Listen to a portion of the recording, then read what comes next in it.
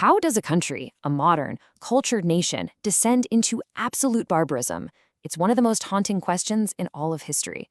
So today, we're going to trace the exact steps that led to one of humanity's darkest chapters, to really try and understand how on earth it could have happened. Our story doesn't start with politicians or grand speeches. It starts with a family. Picture this. It's the spring of 1945. An 11-year-old German boy named Helmuth is in bed. And what he's about to overhear is going to stick with him for the rest of his life. Those are the words he hears his own father, a well-respected doctor and a member of the Nazi Party, say this to his mother. You can just feel the terror in that sentence. He's not just worried about losing the war, he's terrified of what comes next, of revenge. The very next day, his dad takes him out to the woods. They sing songs, have one last good time together. But later that day, his father goes into his office and shoots himself. The trauma was so deep that for the next 9 years, young Helmuth wouldn't even eat at home because he was terrified his own mother might try to poison him. So that brings us to the core mystery we're trying to unravel here. What was he so afraid of? What had he done that was so awful it would lead him to this? Well, to find the answer, we need to rewind the clock. The story of Helmuth's father, and really the story of Nazi Germany, it all starts at the end of the First World War. It begins with a proud nation that was brought to its absolute knees. Germany's collapse wasn't just one single event. It was more like a terrible cascade of crises, a series of dominoes just falling one after another. First, you have military defeat. Then, national humiliation with the Treaty of Versailles. Then, the economy completely implodes with hyperinflation. And finally, the whole world is rocked by the Great Depression. It was a perfect storm of desperation. At the very heart of all this anger was the Treaty of Versailles. I mean, look at this. Germany lost 13% of its land, all of its overseas colonies, and a huge chunk of its industrial resources, like iron and coal. And on top of all that, they were forced to take 100% of the blame for the war and pay these crippling reparations. For millions of Germans, this wasn't peace. It was a national disgrace. By August of 1923, the economic situation was just complete and utter chaos. The government printed so much money that the currency basically became worthless paper. Think about this number for a second. It took over 4.6 million German marks just to equal one single US dollar. And that wasn't just some abstract number. This was the reality. This is what it looked like. People had to haul carts, even wheelbarrows, full of cash just to go buy a loaf of bread. Can you imagine? Your entire life savings, everything you've ever worked for, just gone, wiped out practically overnight.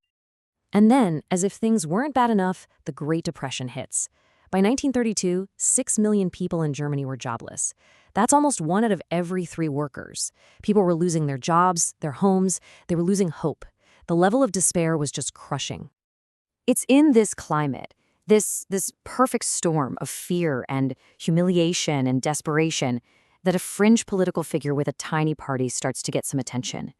A man who comes along and promises he can fix absolutely everything. I mean, just look at how fast this happened. In 1928, the Nazi Party was basically a political joke, getting less than 3% of the vote. But just 4 years later, in the depths of the Depression, they become the largest political party in the entire country. This wasn't a military takeover, it was an explosion of popular support. So, how did he do it? Well, he was a master at this. He took all these huge, complicated problems the country was facing and contrasted them with these simple, powerful, and, let's be honest, incredibly seductive promises. He wasn't handing out detailed policy plans, he was selling a vision. He was telling people exactly what they were desperate to hear.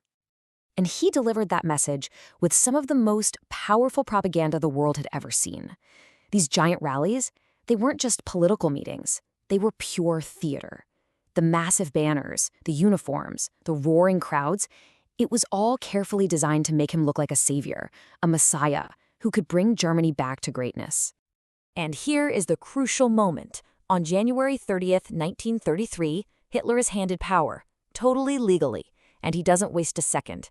A mysterious fire breaks out in the Parliament building, and he uses that as the excuse to suspend all civil rights.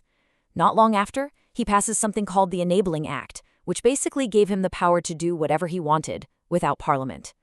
In just a few weeks, German democracy was completely gone. So now we get to it, the consequence of that absolute power. Now we come to the reason for the terror in the heart of Helmut's father. The persecution that followed wasn't just random acts of hatred. It was a cold, methodical, three-stage process.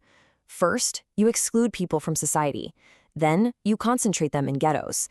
And finally, you annihilate them.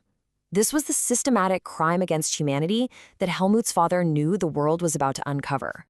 Stage 1 was exclusion. Laws were passed, like the Nuremberg Laws in 1935, that stripped Jewish people of their citizenship. They couldn't marry non-Jews. They were kicked out of government jobs. Their businesses were boycotted. Even something as simple as sitting on a park bench became illegal. They were systematically turned into outcasts in their own country. The next stage was ghettoization. Jewish people were forced out of their homes, herded into these incredibly overcrowded, sealed-off neighborhoods in the cities. They were packed into freight cars and shipped off to face starvation, disease, and just unimaginable suffering. And then came the final step, annihilation. The Nazis called it the final solution. This was the industrial-scale mass murder of 6 million Jews and millions of other people in killing centers like Auschwitz. This image, this is just a fraction of the shoes left behind by the victims. And now, we can finally answer our question. Helmut's father, the doctor, was a part of this system. He had been complicit in these horrors. He had condemned other Germans to death who were deemed mentally or physically unfit. So his fear, in the end, it wasn't really about what the Allied soldiers might do to him. It was about having to face the world, and maybe even himself, an answer for what he had become.